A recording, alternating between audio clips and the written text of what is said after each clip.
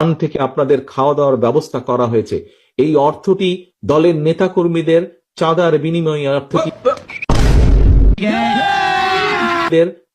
বিনিময়ে অর্থটি ধীরে ধীরে গড়ে উঠেছে। সেই ফান্ড থেকে আপনাদের খাওয়ার ব্যবস্থা করা হয়েছে। দয়া করে এই অর্থটি অপচয় হতে দেবেন না। এত বড় সমাবেশ হয়ে গেল, আমরা কি কোথাও চাঁদা তুলতে বলছি? কাউকে বলি নাই। আমরা নিজেরাও কারো কাছে চাঁদা চাই। এখন কেউ বিশ্লেষণ করে 100, কেউ 200 কোটি। আপনারা শুনবেন যে কেন্দ্রের কয়েক কোটি খরচ হয়েছে। অবশ্যই এরকম হিসাবে আপনাদের শোনার অধিকার আছে।